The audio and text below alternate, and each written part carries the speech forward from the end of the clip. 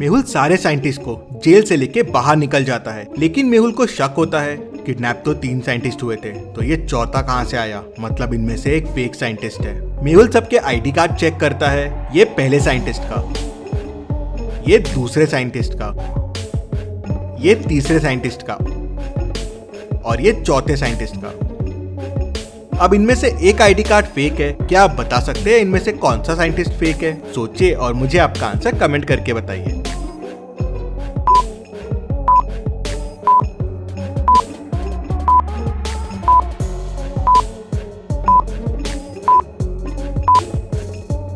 ये तीसरा scientist fake है। इस साइंटिस्ट की डिग्री देखिए, MBA इन फाइनेंस, और बाकियों की है PhD in chemistry, MTech in chemical compounds, MSc in biochemistry. तो ये 3 तो साइंटिस्ट हुए, कोई MBA वाला साइंटिस्ट कैसे होगा? तो पागल साइंटिस्ट ने एक अपना आदमी यहाँ छुपा रखा था। मेहुल उसे पकड़ लेता है और रस्सी से बांध देता है। उसे वहीं छोड़ के बाकी साइंटिस्ट और मेहुल जंगल में आगे बढ़ते हैं। और यहाँ पागल साइंटिस्ट गुस्से में आ जाता है कि सारे साइंटिस्ट जेल से भाग गए हैं। वो तुरंत अपने आदमियों को और डॉग्स को उनके पीछे भेज देता है। पागल साइंटिस्ट ने जंगल में केमिकल लोचा मचा रखा था, जिसके वजह से जंगल के कुछ एरियाज की केमिस्ट्री बदल गई थी। हर कलर आपस में बदल गए थे। ग्रीन कलर येलो हो गया था, ब्राउन कलर ब्लैक हो गया था। अब आप सोचिए और मुझे बताइए, ट्री पे जो रेड एप्पल्स है वो कौन से कलर के हो जाएंगे?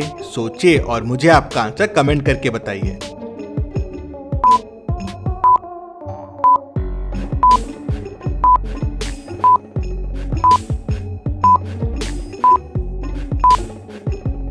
पास में देखिए, पिंक रोजेस का ट्री है और एक रोज नीचे पड़ा हुआ है। नीचे पड़ा हुआ रोज रेड कलर का है। मतलब ये पागल साइंटिस्ट के एक्सपेरिमेंट के पहले गिर गया होगा। इसका मतलब ये रेड रोज का ट्री है, मतलब रेड कलर पिंक हो गया है, तो एप्पल का कलर भी पिंक हो जाएगा। मेहुल और साइंटिस्ट ऐसे पिंक कलर के एप्पल्स देख के डर जाते हैं। उन्हें जोरों से भूख लगी थी, लेकिन एप्पल्स बिना खाए ही आगे बढ़ जाते हैं। पागल साइंटिस्ट के जंगली कुत्ते मेहुल और बाकी साइंटिस्ट को ढूंढ ही रहे थे। पागल साइंटिस्ट पीछे से जंगली बैट्स भेज देता है। बैट्स तेजी से उड़ते हुए मेहुल और साइंटिस्ट के पास पहुंच जाते हैं। बैट्स उनको परेशान करने लगते हैं, काटने लगते हैं। मेहुल फोन निकालता है हेल्प मांगने के लिए, लेकिन नेटवर्क ही नहीं आ रहा था। पास में लकड़ी के टुकड़े, कुछ स्टोन्स पड़े हुए थे। सोचिए और मुझे बताइए, क्या कर सकते हैं मेहुल और साइंटिस्ट बैट से बचने के लिए? आपका आंसर मुझे कमेंट करके बताइए।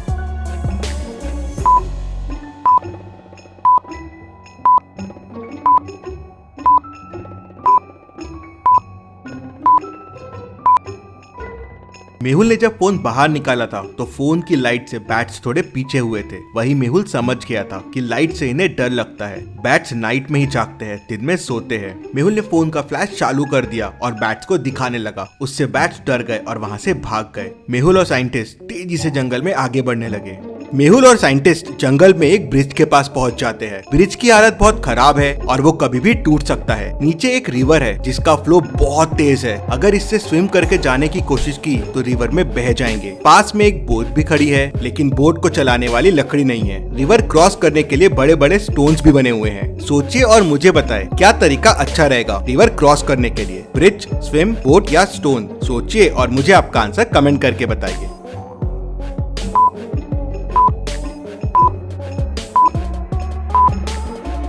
रिवर का फ्लो बहुत तेज है, तो स्विम और बोट काम नहीं आएंगे। अगर आपने बोट से जाने की कोशिश की तो वो अलग डायरेक्शन में ही निकल जाएगी, और अगर ब्रिज से गए तो वो टूट जाएगा और आप पानी में बह जाएंगे। मतलब स्टोन से कूद के जाना ही सेफ है। मेहुल और साइंटिस्ट भी वही करते हैं। स्टोन्स पे कूदते हुए रिवर क्रॉस कर लेते हैं और जंगल में आगे बढ़ते हैं। जंगल में आगे बढ़ते बढ़ते मेहुल का पैर एक मधुमक्खी के छत्ते पे पड़ जाता है। उसमें से बहुत सारी मधुमक्खियां बाहर आ जाती हैं। मधुमक्खियां मेहुल और साइंटिस्ट को परेशान करने लगती है। वो आसपास देखते हैं तो ट्री की कुछ लकड़ियां पड़ी होती है, स्टोन्स पड़े होते हैं। अब इन मधुमक्खियों से बचने के लिए क्या करना होगा मेहुल और साइंटिस्ट को? उनके पास 4 ऑप्शन है। पहला तो लकड़ी से मधुमक्खियों को भगाने की कोशिश करे, दूसरा उन पे स्टोन्स फेंके, तीसरा वहाँ से तेजी से भागे, या चौथा धीरे धीरे चल के वहाँ से निकल जाए। आपको क्या लगता है कौन सा तरीका सही रहेगा? सोचिए और जल्दी से आपका आंसर कमेंट कीजिए।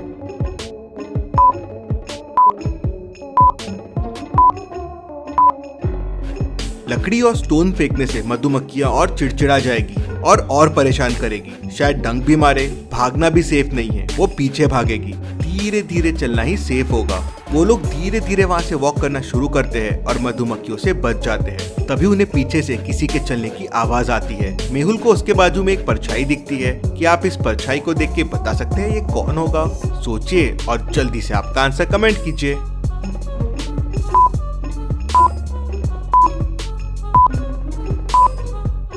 सर कटा हुआ है, मतलब ये एक ज़ॉम्बी है। ज़ॉम्बी को देख मेहुल और साइंटिस्ट वहाँ से भागना शुरू करते हैं। भागते भागते उन्हें सामने का एक गड्ढा नहीं दिखता और वो लोग उस गड्ढे में गिर जाते हैं। अब ज़ॉम्बी उनके पास आने लगता है। गड्ढे में उन्हें कुछ चीजें दिखती है। 3 गुलेल दिखती है, एक बंदूक, एक कटर, एक बैट। क्या इनमें से कोई चीज को यूज करके वो ज़ॉम्बीज को भगा सकते हैं? सोचिए और मुझे आपका आंसर कमेंट करके बताइए।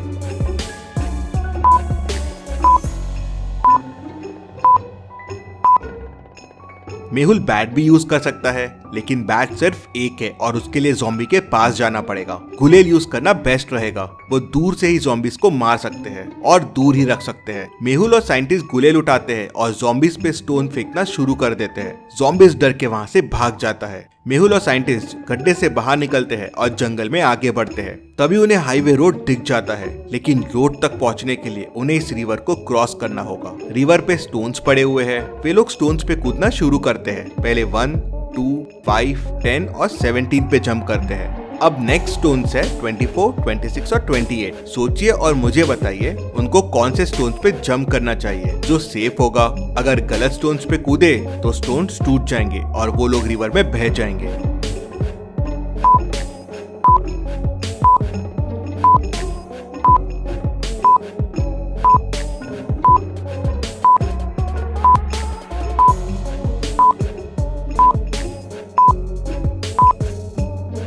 सही स्टोन है 26।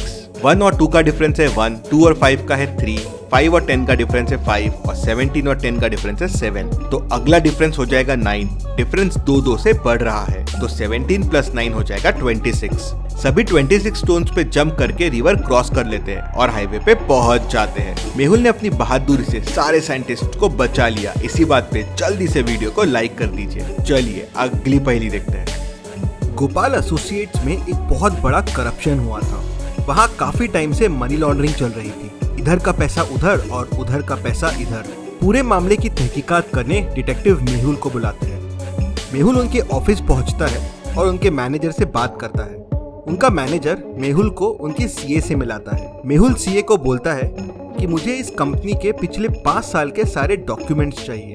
तो सीए मेहुल को बोलती है, अरे ये डॉक्यूमेंट्स तो काफी टाइम से हमने देखे ही नहीं है। ये सारे एक फाइल में एक अलमारी के अंदर रखे हुए हैं। मुझे लाने में थोड़ा टाइम लगेगा, मैं लेके आती हूँ।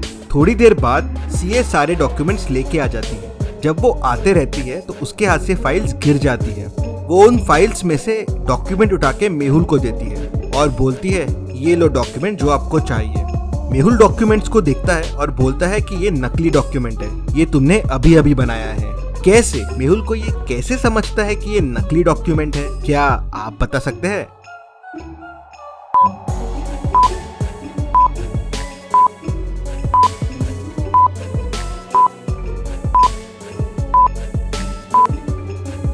चलिए इसका आंसर देखते हैं। सीए जो डॉक्यूमेंट्स मेहुल को देती है उनमें होल्स नहीं थे, मतलब ये डॉक्यूमेंट कभी फाइल में रखे ही नहीं गए। उसी से मेहुल को समझ जाता है कि सीए झूठ बोल रही है और उसे नकली डॉक्यूमेंट्स दे रही है। इतनी मजेदार पहेलियों के लिए जल्दी से चैनल को सब्सक्राइब भी कर लीजिए। चलिए अगली पहेली देखते हैं। सना को काफी जोरों से भूख लगी थी। आज उसने टमेटो चीज सैंडविचेस लेके आए थे। वो फ्रिज ओपन करती है अपने सैंडविचेस लेने के लिए, लेकिन उसके सैंडविचेस गायब रहते हैं और बाजू में उसके सैंडविचेस का फॉइल पेपर पड़ा होता है। उसे बड़ा गुस्सा आ जाता है। वो ऑफिस फ्लोर पे जाती है देखने के लिए कि किसने उसकी सैंडविच खाई। तो वहाँ 3 लोग काम कर रहे होते हैं। रोहन कहता है, मैं तो सुबह से इम्पोर्टेंट मीटिंग में हूँ, बस ये कॉफी पी पी के ही काम चला रहा हूँ। हाँ, मैंने तुम्हारे सैंडविचेस देखे थे फ्रिज में। रीमा कहती है, मैंने तो डोमिनोज से पिज्जा मंगवाया है, बहुत जोरों से भूख लगी थी, मैंने तो आज ऑफिस का फ्रिज खोला भी नहीं है। राहुल कहता है, मैं तो सुबह से प्रेजेंटेशन की प्रिपरेशन कर रहा हूँ, मम्मी ने आलू के पराठे दिए थे, बस वही खाया हूँ। हाँ, मैंने तुम्हारा पैकेट फ्रिज में जरूर देखा था। क्या आप तीनों की बातें सुन के बता सकते हैं सैंडविचेस किसने खाए होंगे? सोचिए और मुझे आपका आंसर कमेंट करके बताइए।